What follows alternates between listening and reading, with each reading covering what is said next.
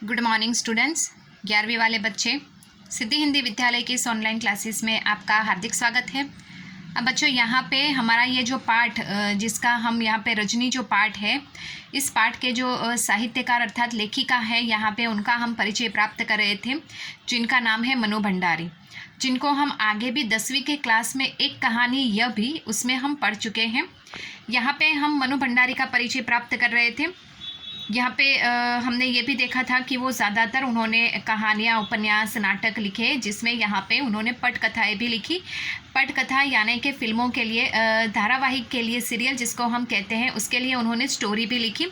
बहुत सारी ऐसी धारावाहिक सीरियल बनी हैं उनके रचनाओं के आधार पे। जैसे कि ये रजनी जो है, रजनी भी एक धारावाहिक, उनकी लिखी हुई ही एक धारावाहिक है, सीरियल है, जिसको हम यहाँ पे पढ़ेंगे। अब यहाँ पे उनका थोड़ा सा दूसरा पैराग्राफ है, आपकी किताब में आप देखिएगा। कोई लेखक किसी भी दूसरी विधा में लेखन करके उतने लोगों तक अपनी बात नहीं पहुँचा सकता जितना कि पटकथा लेखन द्वारा, क्योंकि पटकथा शूट होने के बाद धारावाहिक या फिल्मों के रूप में लाखों करोड़ों दर्शकों तक पहुंच जाती है। इस लोकप्रियता के चलते ही पटकथा लेखन की और लेखकों का भी पर्याप्त रुझान हुआ है। रुझान होना यानी लगाव होना। और पत्रिकाओं और पुस्तकों में भी पटकथाएं छपने लगी हैं। प्रस्तुत पाठ में रजनी धारावाहिक की ही एक कड़ी दी जा रही है। अब बच्चों, यहाँ पे पटकथा का मतलब ये जो लिखा जाता है, ये जो स्टोरी लिखी जाती है, उसका महत्व क्या होता है उसके बारे में बताया है।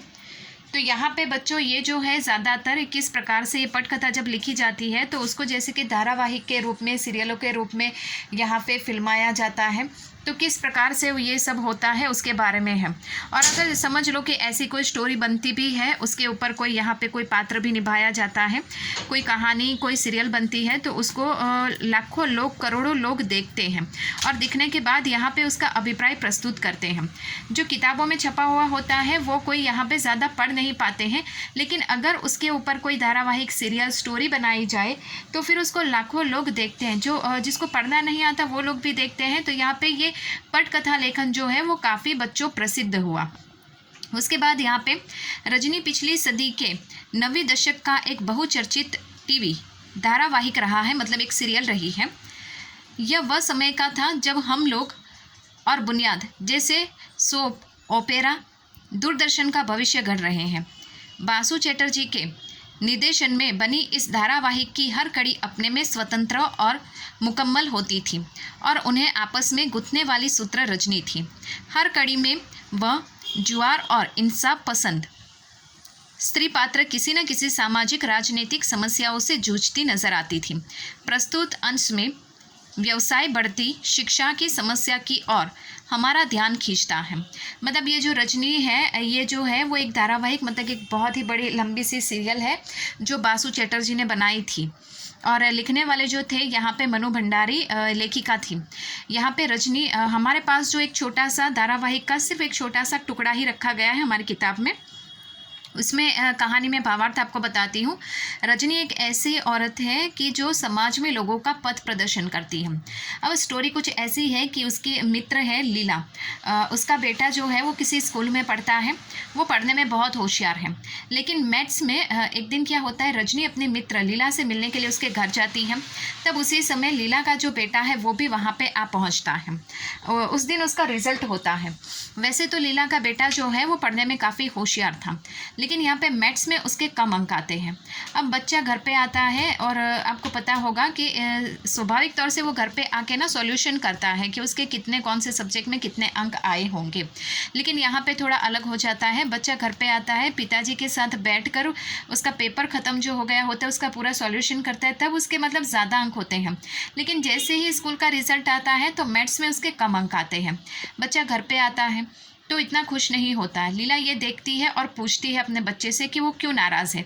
तब बच्चा कहता है कि मेरे मैथ्स में कम आए।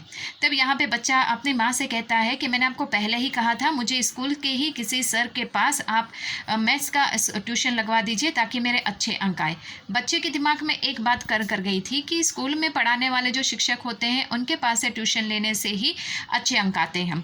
तो यहाँ पर रजनी जो होती है वो यहाँ पर लीला से अपने मित्र से कहती है कि स्कूल में जाकर वो सप्लीमेंट्री खुलवाए और देखें। यहाँ पे लीला जो है वो मना कर देती है, इन सब झंझट में पढ़ने से वो मना कर देती। लेकिन दूसरे दिन रजनी हार नहीं मानती, वो खुद स्कूल में जाती है, प्रिंसिपल से मिलती है। प्रिंसिपल वहाँ पे मना कर देते हैं। आखिरकार रजनी जो है वो अपने आगे की जो मुहिम है वो आगे बढ़ाती है। मीडिया को इकट्ठा करती है, लोगों को इकट्ठा करती है, घर घर जाती है कि इस तरह से जो हो रहा है ये गलत है। तो शिक्षा जो होती है उसके ऊपर हर किसी इंसान का एक समान अधिकार होता है, लेकिन यहाँ पे थोड़ा अलग। तो ये हमारे ये जो हम पाठ पढ़ने वाले हैं इसकी ये जो मैंने आपको बताया ये भावार्थ है इसका। तो बच्चों नेक्स्ट वाले वीडियो में हम पाठ की शुरुआत करेंगे, तब तक के लिए यहाँ पे रुकते हैं। Thank you.